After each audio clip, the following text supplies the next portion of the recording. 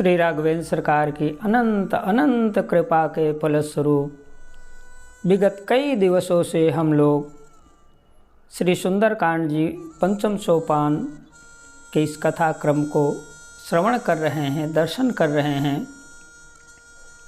आपने देखा कि विगत दिवस श्री हनुमान जी महाराज सारी लंका को जलाकर भस्म कर दिए और फिर हनुमान जी महाराज सागर के पास जाते हैं और वहाँ पर अपनी पूँछ में लगी हुई आग को बुझाते हैं। पूँछ बुझाई खोय श्रम, धरि लघु रूप बहोर, जनक सुता के आगे ठाड़ भयो कर जोर।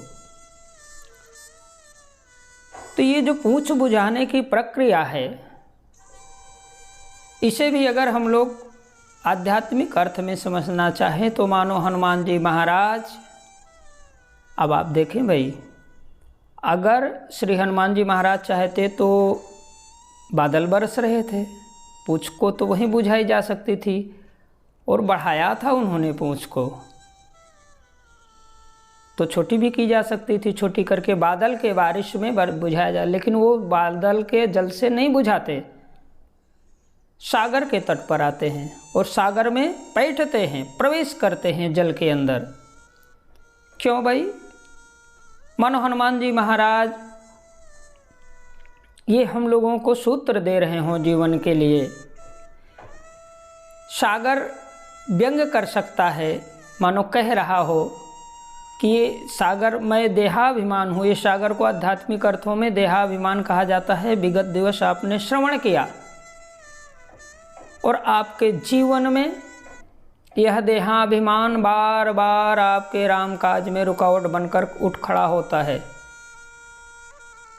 आपको उठना पड़ेगा, आपको सोचना पड़ेगा, आपको समझना पड़ेगा कि हम अपने इस वर्तमान जीवन में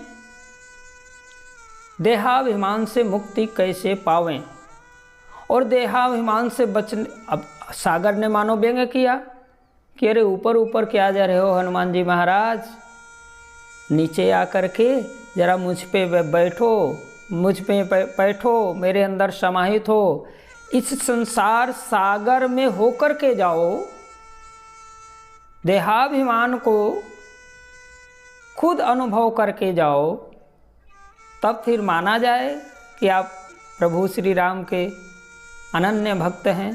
तो मानो हनुमान जी महाराज ये संकेत दे रहे हों कि देहाभिमान को भी अंदर बैठ करके, उसमें स्नान करके, उसमें डूब करके और बच करके निकल करके। अब आप देखें, यहाँ से जब हनुमान जी महाराज निकलेंगे तो माता जी के पास जा करके भगवान श्री के पास जाते हैं, श्री रामभद्र के पास। तो ये जो क्रम है वो इसलिए मुझे लगता है कि ये जीवन को अपने लाभकारी सिद्ध हो सकता है यह दृश्य। लेकिन सागर में प्रवेश करने से पहले हनुमान जी महाराज ने एक काम किया था, वो कर लीजिए, बस ठीक हो जाएगा सारा काम। तब तो ये देहाभिमान आपको इस 100 योजन के सागर से, इस संसार सागर से पार जाने से रोक नहीं सकता। आप उसमें बैठेंगे, उसमें डूबेंगे और डूबकर फिर निकल आएंगे और निकलेंगे तो सीधा कहाँ पहुँचेंगे भाई? जहाँ हनुमान जी महाराज अभी कथा के क्रम में पहुँचने वाले हैं। तो इसका अर्थ ये हुआ मेरे भाई बहन कि हनुमान जी महाराज सागर में प्रवेश करने के पहले माता जानकी का आशीर्वाद प्राप्त करते हैं। माता जानकी कौन है भाई? भगत ज्ञान वैराग्य जन सोहत धरे शरीर, भक्ति की स्वरूपा हैं।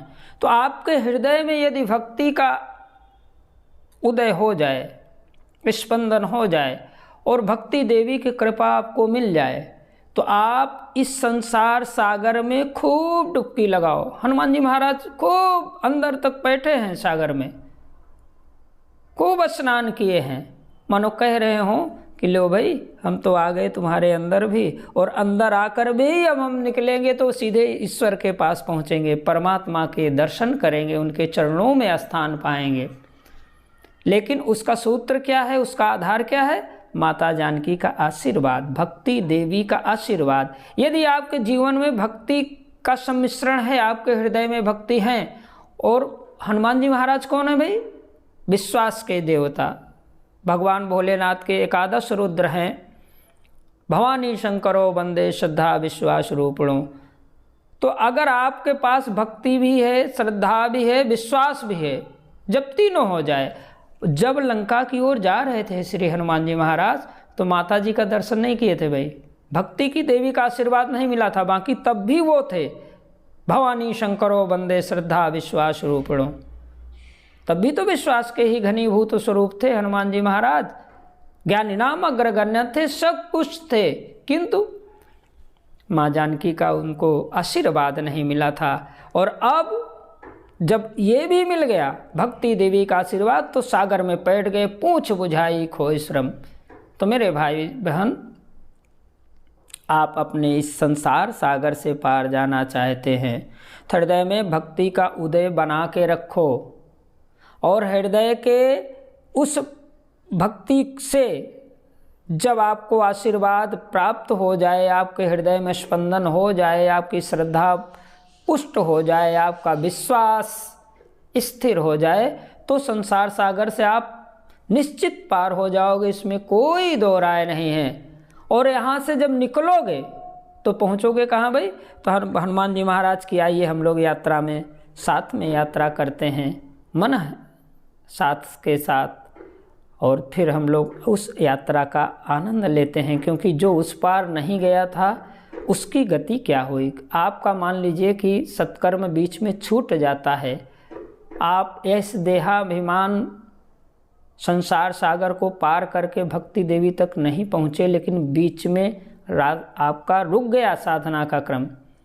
चले जरूर थे आप उनकी खोज में, चलता हर व्यक्ति है, तो क्या उसका प्रतिफल मिला, आइए हम लोग समझने की चेष्टा करते हैं। पूछ बुझाई खोय श्रम धर लघु रूप बहोर, जनक सुता के आगे ठाड़ भयो कर जोर। पूछ को शांत करके बुझा के हनुमान जी महाराज माता जानकी के जगत जननी के सामने दोनों हाथ जोड़ करके खड़े हो जाते हैं और कहते हैं, हे माँ तु मोहि दीजे कछु चीन्हा, जैसे रघुनायक मोहि दीन्हा। हे माँ, आप भी मुझे कोई ऐसा चिन्ह प्रदान करिए, कोई ऐसी वस्तु दीजिए जिससे प्रभु को यह आनंद हो सके कि आप सकुशल हैं। और तब माता जानकी ने क्या किया भाई? चूड़ा मन उतार तब दीन्हे, हृदय सहित। अब देखें भाई, उधर से अंगूठी आई थी, माता जानकी उस राम नाम अंकित अंगूठी को ग्रहण कर लेती हैं और चूड़ामणि जो उनका अपना अलंकार था, जिससे भगवान श्री राघवेंद्र सरकार पूर्णतः परिचित थे, उसे उतार कर चूड़ामणि उतार तब दयो, हर्ष समेत पवन सुत लयो। हर्ष के साथ से हनुमान जी महाराज उसे ग्रहण करते हैं। और जब हनुमान जी महाराज चलना चाहते हैं तो माता जानकी संदेश भी देती हैं, कहो तात यश मोर प्रणामा, सब प्रकार प्रभु पूरन कामा। हे पुत्र, हे तात, प्रभु से मेरा ये प्रणाम कह देना और उनसे कहना, संदेशा मेरी सुधि तो बताना ही, साथ ही मेरा संदेशा भी कहना। और कहना क्या? दीन दयाल विरद संभारी, हरहु नाथ मम संकट भारी।